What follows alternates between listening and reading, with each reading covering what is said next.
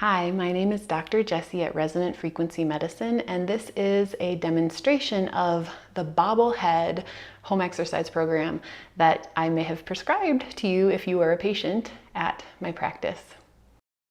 So Bobble Head, yes, involves inhibiting the upper trapezius muscles where they attach at the occiput.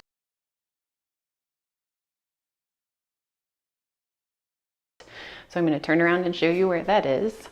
So the upper trapezius muscles come all the way up here and attach at the nuchal line at the back of the skull. So I'm trying to show you a prominent upper trapezius.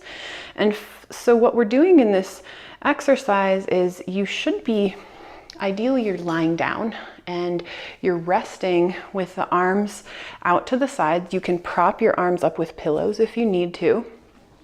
And you're pinching these muscles as you gently bobble your head up and down, like you're saying, yep, yep, yep, yep, yep, yep, yep.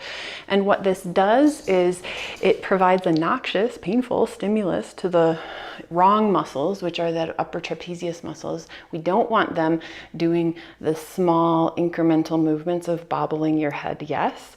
So we're providing the noxious stimulus so that they get the message to stop working, and your deep spinal flexors actually do the work and show up. And often you do this less than a minute, and you'll notice that it's a lot less painful when you pinch on those muscles, and that's when you can stop. Once the incorrect global big mover muscles, the upper trapezius, stop working so hard, and the smaller, more stabilizing muscles show up to the party and start to do their job better. So you're going to do this practice for up to a minute at a time, inhibiting the upper trapezius.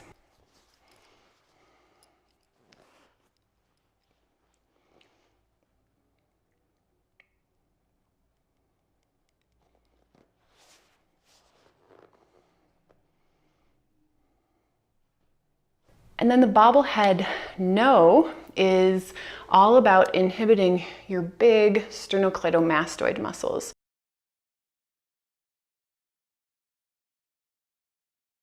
So the SCMs are up here behind the ear, course forward, and then attach at the clavicle. So you're going up as high as you can on these big ropey muscles, and you're trying to pinch and pull away from the body. And again, you're in supine laying down. I'm just showing this in seated because it's easier to see. You're grasping the uppermost part of that sternocleidomastoid, pulling away from the body and bobbleheading no. You're only going 3 to 5 degrees in each direction. If you go too far, you're gonna activate the incorrect muscles. So grasping the upper sternocleidomastoid, pulling away from the body, and no, no, no, no, no, no, no, no, no, shaking your head no.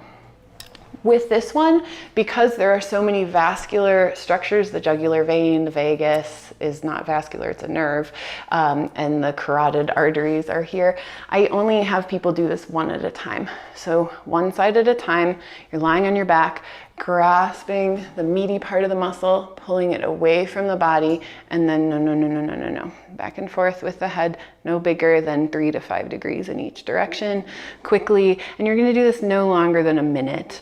And you're providing, again, that noxious, painful stimulus to the big mover muscles so that the deeper stabilizer rotators activate.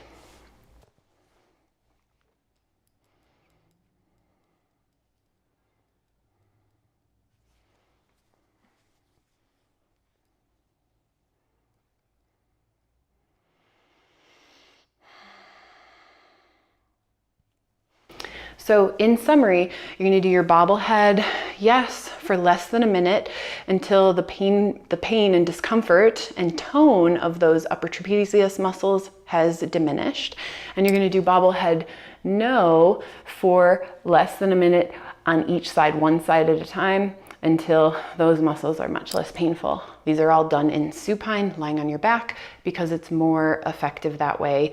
And you're not relying on these muscles to keep you upright in gravity. So I hope this is helpful.